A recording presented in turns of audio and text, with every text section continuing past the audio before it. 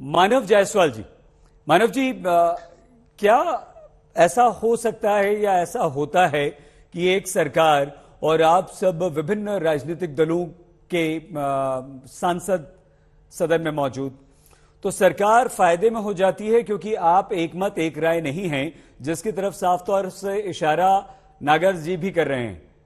आपको लगता है कि अगर आप लोग विपक्ष, जिस तरह से सरकार एक प्रयास करती है कि सर्वदलीय बैठक बुला ली, उस तरह से आप लोग विपक्ष अगर मिलकर एक विभिन्न मुद्दों पर या कुछ मुद्दों पर एक राय बना लें तो वो समय भी बचेगा और जनता को फायदा भी होगा। मानते हैं जायसवाल जी आप इस बात को? सर, पहले तो सभी को मेरा नमस्कार है, हमारे जितने पैनलिस्ट हैं, और साथ ही साथ पूरे देश को नमन है मेरा। बहरहाल सर, मैं जब अपराजिता जी की बात सुन रहा था, मुझे एक शब्द उनके लगे, रफ्तार। जिस रफ्तार से सरकार काम कर रही है बहुत सही है सर, ये रफ्तार बड़ी अच्छी है सर। 58 रुपए प्रति डॉलर आज 80 रुपए हो गया, रफ्तार बड़ी तेज है। 8 साल लग गए आपको। 2014 से लेकर 2022 में 56 लाख करोड़ की हमारी जो कर्ज थी वो 139 लाख पहुंच गई, बड़ी अच्छी रफ्तार है।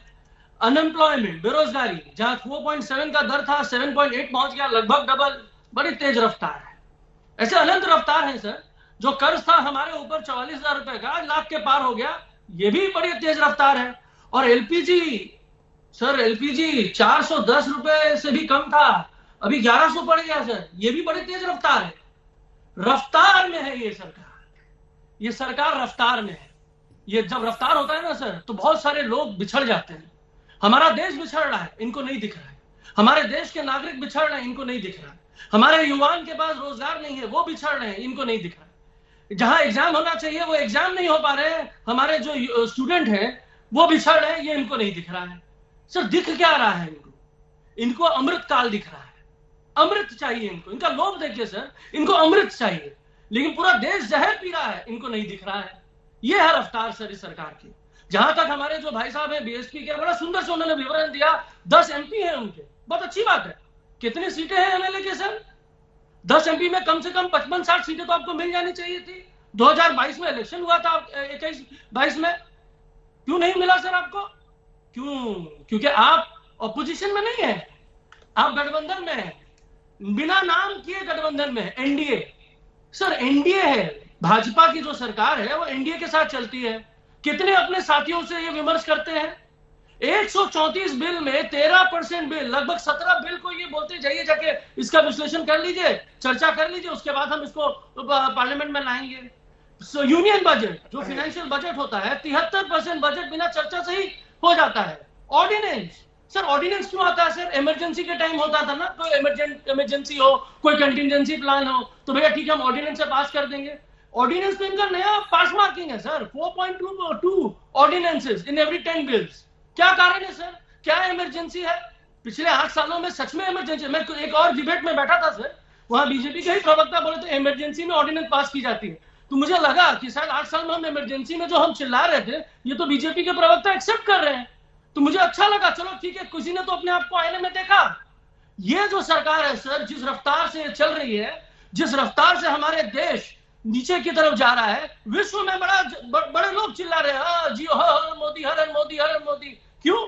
क्योंकि जो विदेश में जो हमारे जो नागरिक बैठे हैं उनको डॉलर के अच्छे रेट मिल रहे हैं, वो सच में भारतीय हैं कि उनको खुशी है कि हमारा डॉलर के प्रति हमारा रुपया गिर रहा है।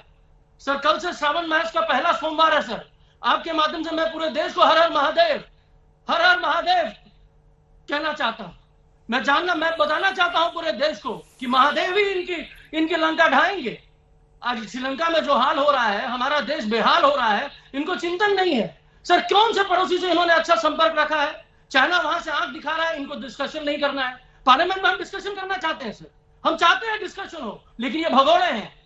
कितने सर, मैं पूछना चाहता हूं सर, हमारे प्रधानमंत्री कितने घंटे रहते हैं पर सेशन? 18 दिन का सेशन है ना, हम अभी से लिख देते हैं 2 घंटे एक दिन, 2 घंटे एक दिन, माने पूरे 4 घंटे वो रहेंगे, विच इज नॉट इवन 5%। 108 घंटे का सत्र होगा, 5% भी वो नहीं रहेंगे। अब बताइए कौन सा पास मार्क है, कौन सी रफ्तार है? आप देश के गार्जियन हैं, आपको विपक्ष को सुनना चाहिए, तो सुनिए ना विपक्ष को। हम विपक्ष हैं, हम कुछ बोलना चाहते हैं, सुनना नहीं चाहते। ठीक है, ठीक है। अगली बारी जब आप आएगी, आपने मुझे लगता है पर्याप्त समय आपको मिला है जायसवाल जी। अपराजिता जी घूम फिर कर सभी, हाँ नागर जी आएंगे आपके पास, तब आप जवाब दीजिएगा। आपसे सवाल पूछा है मानव जी ने, लेकिन ये नंबर अभी अपराजिता जी का, हम लाइन से चलेंगे। अपराजिता जी, आपको लगता है कि जो पांचों आपके साथी यहां बैठे हैं, 2 आपके सांसद साथी हैं और बाकी 3 जो है वो पार्टी प्रवक्ता हैं आपके, ये कहीं ना कहीं सबके अलग अलग मुद्दे हैं और सब ये चाहते हैं कि संसद में वो अपनी बात रखें, चाहे वो गरीबी हो, बेरोजगारी हो, सिलेंडर हो, किसान हो, जो भी हो, महिला सुरक्षा हो। संसद ऐसे नहीं चलती कि आप ये मानेंगी। वहां जो तय होता है, जो विधेयक रखे जाते हैं उन्हीं पर चर्चा, जिसको समय मिलता है प्रश्नकाल का उसी को चर्चा, या ये व्यवस्था अब बदलनी चाहिए? बहुत ही स्पष्ट तरीके से एक बात कहना चाहूंगी कि संसद को चलाने की जिम्मेदारी सामूहिक होती है। जो सत्ता पक्ष में है और जो विपक्ष में है, सारे राजनैतिक दल साथ आएं और उत्तरदायित्व के बोध के साथ संसद की उत्पादकता को लक्ष्य बनाकर आगे बढ़ें, हाथ मिलाकर चलें। देखिए, ऐसा है कि जहां तक भारतीय जनता पार्टी का सवाल है, एनडीए का सवाल है और इस सेशन का सवाल है, मैं आप सबको बताना चाहती हूं कि हम चाहते हैं, सरकार चाहती है कि उत्पादकता बढ़े। और मैं आपको लोकसभा का तथ्य कुछ देना चाहूंगी। देखिए, भाषण देना, बड़ी बड़ी बातें कहना, जनरल स्टेटमेंट्स देना बहुत आसान है, यह तो हम सड़क पर भी करते हैं। संसद और सड़क में फर्क होना चाहिए। संसद के भीतर तर्क हो और तथ्य हो और मुद्दे पर हम रहें, लीक से हटकर बातचीत न करें। मैं आपको बताना चाहूंगी कि बाधा विघ्न के नहीं, मानव जी बाद में अभी नहीं। 14वें सत्र में, 14वें, मैं आपको बता दूं 14th लोकसभा, 14वें लोकसभा में 86% उत्पादकता दर थी, 15वें लोकसभा में 85%, 16वें लोकसभा में 95% और अभी तक 17वीं लोकसभा में 106% का उत्पादकता दर रहा है। और मैं सबसे गुजारिश करना चाहूंगी कि सब लोग सहयोग करें। सत्ता पक्ष आप सबकी बात सुनना चाहती है। आप बेरोजगारी की बात करें, आप बढ़ती कीमत की बात करें। नहीं, मानव जी प्लीज मत बोलिए, मानव जी प्लीज मत बोलिए, प्लीज अपराजिता जी को कंप्लीट करने दीजिए प्लीज। सुनना और सुनाना दोनों करना पड़ता है और इसके लिए हम सबका सामूहिक दायित्व है। हम सब का दायित्व है कि हम ये देखें कि हमारी उत्पादकता दर, हमारा परफॉर्मेंस लेवल, हमारी प्रोडक्टिविटी रेट इस सत्र में अधिक हो।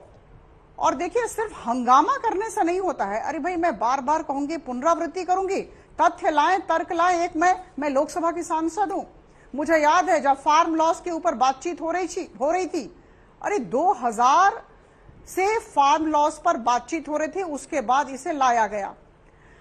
आदरणीय श्री राहुल गांधी जी उठ खड़े हुए और चिल्लाना उन्होंने शुरू कर दिया। फिर हमारे प्रधानमंत्री जी ने कहा कि आप भाई तथ्य और तर्क दें, किस जगह पर इन 3 बिलों में किस जगह पे आपको तकलीफ है, वो कह नहीं पाए, वॉकआउट कर दिया। तो मैंने एक उदाहरण दिया, ऐसा बार बार होता है। नहीं, अभी नहीं सर, आपका नंबर आएगा। सकारात्मक मनोवृत्ति लेकर, उत्पादकता दर को बढ़ाने के लक्ष्य को लेकर, परफॉर्मेंस लेवल को बढ़ाने के लक्ष्य को लेकर हम हाथ मिलाकर काम करें। और हम, जहां तक सत्ता पक्ष का सवाल है, मैं बार बार यह कहना चाहूंगी कि हम सबको सुनते हैं और सबको सुनने के लिए हाजिर हैं। लेकिन फिर से मैं कहना चाहूंगी कि संसद को चलाने की जिम्मेवारी सबकी है, यह सामूहिक जिम्मेवारी है, सिर्फ सत्ता पक्ष की नहीं है। तो हम सबको मिलना होगा। और आज जो सर्वदलीय बैठक हुई, जिसमें 13 विषयों को विपक्षी दलों ने रखा, उन सारे विषयों के बारे में बातचीत हुई, सुना गया। और मुझे लगता है कल से जब बातचीत होगी तो सबकी बातें सुनी जाएंगी और सारे लोग सकारात्मक मनोवृत्ति को लेकर आए। हम तैयार हैं।